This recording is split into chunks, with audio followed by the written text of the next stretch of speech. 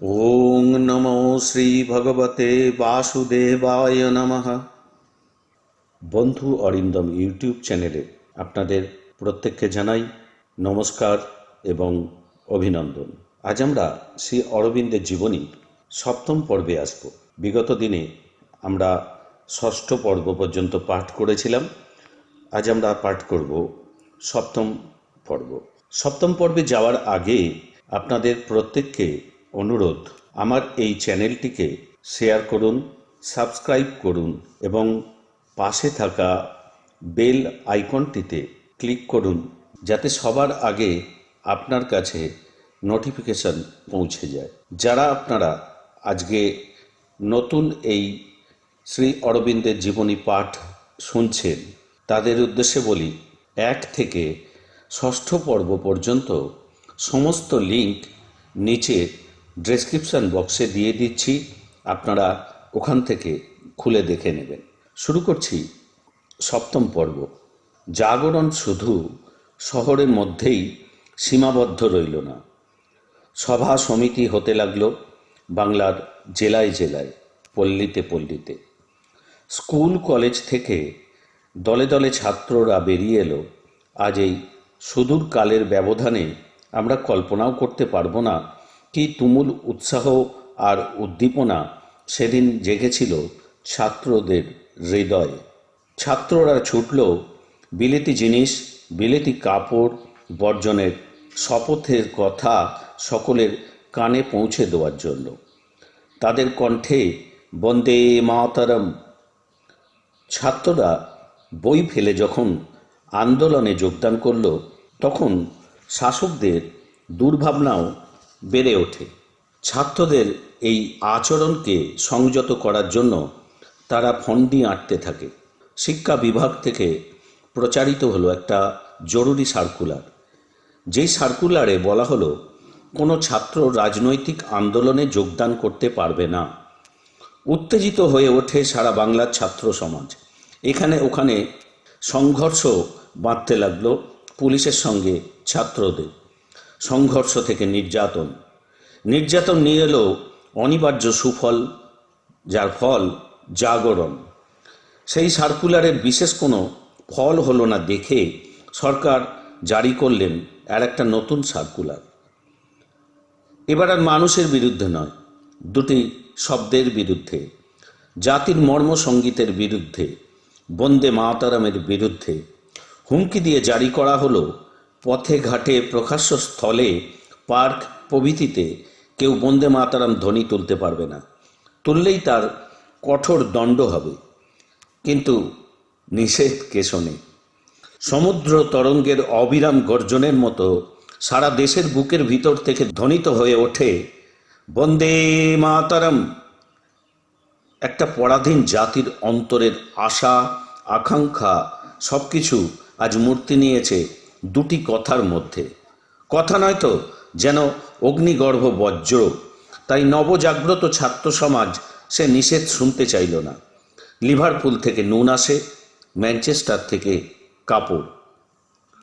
ছাত্ররা রাস্তায় নুনের গাড়ি আটকায়, বিলিতি কাপড়ের দোকান পুড়িয়ে দেয় আর জোর গলায় বলে বন্দে মাতরম। বাঙালি ছেলেদের মন থেকে আজ ভয়ের ভূত পালিয়ে গেছে। ভয় দেখানো ভূতের তারা টুটি টিপে ধরেছে। নির্যাতনের পথে শুরু হয় নতুন অভিযান। স্বদেশি বয়কটের মশাল হাতে কলকাতা থেকে বেরিয়ে পড়লেন দেশ ও নায়কেরা। বাংলার সর্বত্র জাগরণের শুভ সংবাদ প্রচার করার জন্য গেলেন তারা পূর্ব বাংলায়। এখানে উল্লেখ করতে হয়, 29শে সেপ্টেম্বর বঙ্গভঙ্গ আইন ঘোষিত হওয়ার সঙ্গে সঙ্গে দুই বাংলায়, পূর্ব ও পশ্চিম বাংলায় নিযুক্ত হয়েছেন দুই ছোট লাট। ব্যামফিল্ড ফুলার নিযুক্ত হয়েছেন পূর্ববঙ্গের লাট, আর পশ্চিমবাংলার লাট হয়েছেন অ্যান্ড্রু ফ্রেজার। এমনি করে 1905 গড়িয়ে 1906 সালে পড়ল। ফুলারের কাছে বন্দে মাতরম ধ্বনি ছিল মহাপাতক। ঢাকা হলো ফুলারের রাজধানী। সেই রাজধানীতে লাট প্রবেশ করেন জনসাধারণের উপেক্ষা আর সরকারি অভ্যর্থনার সাজানো প্রাণহীন আয়োজনের ভেতর দিয়ে। এদিকে গঙ্গা আর ওদিকে পদ্মা, দুই নদীর তীরে জেগে উঠেছে প্রাণ। বাঙালির প্রাণের জোয়ার পদ্মা ও গঙ্গা স্রোতের ধারায় মিশে বয়ে চলেছে শত ধারায় গোটা দেশের বুকের ওপর দিয়ে। সেই প্রচণ্ড স্রোত আইনের বাধা মানে না। সেই নবীন বাংলার মানচিত্রে জেগে উঠেছে বরিশাল, অশ্বিনী কুমার দত্তের বরিশাল, স্বদেশ প্রেমের পীঠস্থান বরিশাল। বিলেতি দ্রব্য বর্জনের অগ্নি পরীক্ষায় সেদিন বরিশালের নাম সর্বত্র ছড়িয়ে পড়েছিল। একটু বিলেতি নুন বা এক টুকরো বিলেতি কাপড় সেদিন এখানে ঢুকতে পারিনি। অশ্বিনী কুমারের আদেশই ছিল বরিশালের লোকেদের কাছে ভগবানের আদেশের মতন। সেই বরিশালে হবে এবার প্রাদেশিক সম্মেলন। সভাপতি বাঙালি মুসলমান ব্যারিস্টার আব্দুল রসুল। সন 1906 14ই এপ্রিল হয়েছিল এই স্মরণীয় সম্মেলন। সুরেন্দ্রনাথ, বিপিনচন্দ্র, কৃষ্ণকুমার, কালীপ্রসন্ন, শ্যামসুন্দর, অরবিন্দ, স্বদেশী আন্দোলনের নামকরা পুরোহিতবৃন্দ আসছেন বরিশালে। ইতিমধ্যে বড়দার চাকরিতে ইস্তফা দিয়েছেন শ্রী অরবিন্দ, চলে এসেছেন বাংলায়। নেতারা কলকাতা থেকে স্টিমারে করে বরিশাল এলেন, কিন্তু তাদের কেউ মাটিতে নামছেন না, স্টিমারে আছেন। বরিশালের নেতারা স্টিমারে গিয়ে সুরেন্দ্রনাথকে বললেন গোল বেঁধেছে। বরিশালের ম্যাজিস্ট্রেট আদেশ জারি করেছেন রাস্তায় বন্দে মাতারাম ধ্বনি দিয়ে শোভাযাত্রা বের করা যাবে না। এই আদেশ তারা মেনে নিয়েছেন। এদিকে কলকাতার নেতারা বন্দে মাতারাম ধ্বনি কানে না শুনলে স্টিমার থেকে নামবেন না। তখন সুরেন্দ্রনাথ বললেন, এখন অভ্যর্থনার সময় বন্দে মাতারাম ধ্বনি দিয়ে কাজ নেই, পরে সভায় দিলেই চলবে। এই আপোষে তারা মাটিতে নামলেন। নেতাদের মধ্যে নরমপন্থী দলের সুরেন্দ্রনাথ, ভূপেন বসু, মতিলাল ঘোষ, কালীপ্রসন্ন কাব্যবিশারদ, কৃষ্ণকুমার মিত্র প্রমুখ, আর গরম ও চরমপন্থী দলে বিপিনচন্দ্র পাল, উপাধ্যায় ব্রহ্মবান্ধব, শ্যামসুন্দর চক্রবর্তী, অরবিন্দ ঘোষ প্রমুখ ছিলেন। এই স্মরণীয় সম্মেলনে জাতির কবি রবীন্দ্রনাথ তিনিও উপস্থিত ছিলেন। সভাপতি আব্দুল রসুলের গাড়ি আগে চলেছে, পেছনে অন্য সকলের গাড়ি। হঠাৎ শোনা গেল পিছনে প্রতিনিধিদের ওপর পুলিশের লাঠি দমাদম চলছে। রুখে দাঁড়ালেন সুরেন্দ্রনাথ। পুলিশ সুপারেন্টকে জিজ্ঞাসা করলেন, কেন মারছ? উত্তরে পুলিশ সুপার বলেন, আমি আপনাকে গ্রেপ্তার করলাম। সুরেন্দ্রনাথকে গ্রেপ্তার করে ম্যাজিস্ট্রেট এমারসনের কাছে আনা হলো। বিচারে তার 400 টাকা জরিমানা হলো। ব্যাপার কিন্তু আরও গড়ালো। পুলিশের লাঠিতে বরিশালের মাটি রক্তে লাল হয়ে উঠল। চরমপন্থী নেতা মনোরঞ্জন গুহ ঠাকুর তার কিশোর পুত্র চিত্তরঞ্জনকে পুলিশ লাঠির আঘাতে রক্তাক্ত করে পুকুরের জলে ফেলে দেয়। সে দৃশ্য কল্পনা করলে শরীর রোমাঞ্চিত হয়ে ওঠে। মাথায় লাঠি পড়ে আর কিশোরের কণ্ঠে ধ্বনিত হয় বন্দে মাতরম। ব্যান্ডেজ বাঁধা ছেলেকে নিয়ে সভামণ্ডপে এলেন মনোরঞ্জন গুহ ঠাকুরতা। সেই দৃশ্য সচক্ষে দেখলেন সবাই। দেখলেন অরবিন্দ। চিরদিন তিনি শান্ত এবং নীরব, কিন্তু এক কিশোরের ওপর পুলিশের এই অত্যাচার তাকে চঞ্চল করে তুলল। বিপ্লবের চঞ্চলতা, অন্তরের উত্তেজনা বাইরে প্রকাশ করলেন না। এই নির্মম ঘটনার জন্য তিনি দায়ী করলেন ফুলারির শাসনকে। সম্মেলনে আর কোনো কাজ হলো না, কাজের দরকারও ছিল না, কারণ কাজ যা হওয়ার তা হয়ে গেল। পুলিশের লাঠির আঘাতে যে রক্ত ঝরেছিল, সেই রক্ত লিখনেই সম্মেলনের যা কিছু বক্তব্য তা বলা হয়ে গিয়েছিল। হঠাৎ পুলিশ সাহেব সদলে সবাই এসে হাজির। সোজা এসে সভাপতিকে বললেন, সবার কাজ শেষ হলে রাস্তায় গিয়ে যেন বন্দে মাতরম ধ্বনি না দেওয়া হয়। সভাপতি প্রতিবাদ করলেন, নেতারা জানালেন আপত্তি। ক্রুদ্ধ পুলিশ সাহেব তখন সভা ভেঙে দিলেন।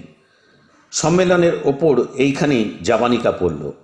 কাব্য বিশারদের কণ্ঠে ঝঙ্কৃত হলো, আজ বরিশাল পুণ্যে বিশাল হলো লাঠির ঘায়ে, ওই যে মায়ের জয় গেয়ে যায়।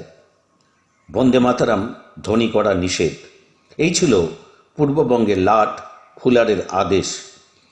বাঙালি সেদিন রক্তদান করে এই আদেশ অমান্য করে চলে গেল। অরবিন্দ দুই চোখ দিয়ে এই ঘটনা দেখলেন। তার বিপ্লবী মন স্তব্ধ হয়ে সেদিন কি যে সংকল্প করেছিল কেউ তা জানতে পারেনি। সেই বিষম উত্তেজনার মুখে বড় বড় নেতারা সবাই পরম অহিংসার ভাব অবলম্বন করেছিল। কেবল একটি অতি নিরীহ মানুষ সেদিন অহিংসা ভাব নিয়ে ঘরে ফেরেননি। তিনি আর কেউ নয়, শ্রী অরবিন্দ ঘোষ। তিনি বুঝেছিলেন বরিশালের ফুলারি দমন নীতি ধূমায়িত বিপ্লবকে প্রজ্বলিত করে তুলবে। বরিশালের মাটিতে এক কিশোরের রক্তপাত ব্যর্থ হয়নি। সমস্ত পূর্ববঙ্গে বন্দে মাতারাম ধ্বনি নিষিদ্ধ হল। সেই সঙ্গে ফুলারি দমন নীতি যত প্রচণ্ড হয়ে ওঠে, বিপ্লবের পদধ্বনিও তত স্পষ্ট শোনা যেতে থাকে। বাংলায় যেন ঈশানের হাতে প্রলয়ের বিষাণ বেজে উঠল, বাংলার শিব যেন তাণ্ডবে মেতে উঠল। এমনই সময় বেরোল দেশের কথা। মারাঠি দেশপ্রেমিক সখারাম গণেশ দেউস্করের লেখা এই বইখানি সেদিন প্রত্যেকটি বাঙালি তরুণ আগ্রহের সঙ্গে পাঠ করত। এই বই লিখবার প্রেরণাও তিনি পেয়েছিলেন শ্রী অরবিন্দের কাছে। লোকের হাতে হাতে দেশের কথা, যে পড়ে সেই মুগ্ধ হয়। দেশের সত্যিকারের চিত্র আছে এর পাতায় পাতায়। ইংরেজ শাসন এবং ইংরেজের শোষণের ফলে দেশের যে চরম দুর্দশা হয়েছিল সেই কথা সরল বাংলায় লিখে এই দেশপ্রেমিক চিরদিনের মতন বাঙালির বন্ধু হয়েছেন। কিন্তু বইটি প্রকাশিত হওয়ার সঙ্গে সঙ্গেই নিষিদ্ধ হয়। দর্পণে নিজের কুৎসিত মুখের প্রতিবিম্ব দেখে বাঁদর যেমন রেগে সেটিকে ভেঙে ফেলে, তেমনি সখারামের দেশের কথা বইতে নিজেদের কুকীর্তির পরিচয় পেয়ে ক্ষিপ্ত শাসকবর্গ সেই বই বাজেয়াপ্ত করে দিয়েছিল। 1906 সাল 4 জুন কলকাতার পান্তির মাঠে শিবাজি উৎসব হবে। মহারাষ্ট্র থেকে এসেছেন তিলক এই উৎসবে যোগদান করতে। বাঙালি আজ আহ্বান করে নিয়েছে এই মরাঠি বীরকে তাদের জাতীয় উৎসব প্রাঙ্গণে। উৎসবকে প্রাণময় করে তুললেন বাংলার কবি রবীন্দ্রনাথ। মারাঠার সাথে আজি হে বাঙালি, এক কণ্ঠে বলো জয় তু শিবাজি, কবির এই বিখ্যাত কবিতাটি আমরা কম বেশি অনেকেই পড়েছি।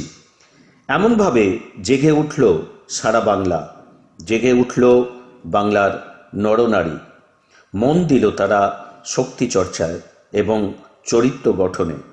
লাঠি খেলা, ছোড়া খেলা, কুস্তির আখড়ায় ছেয়ে গেল সারা দেশ। এখানে ওখানে গড়ে ওঠে গুপ্ত সমিতি। 1902 সালে যা ছিল নামমাত্র, 1906 সালেই সেই সমস্ত গুপ্ত সমিতি দেশের লোকের মনে ও বাংলার মাটিতে শিকড় বাঁধল। দেখতে দেখতে বাংলার আকাশ বাতাস কাঁপিয়ে বেজে উঠল বিপ্লবের দোন্দুবি। আজকের মতন শ্রী অরবিন্দের জীবনীর 7ম পর্ব এখানে শেষ করলাম। সবাই ভালো থাকবেন, আনন্দ থাকবেন। আসব আগামী পর্বে, অর্থাৎ 8ম পর্বে। ওং নমো শ্রী ভগবতে বাসুদেবায় নমঃ।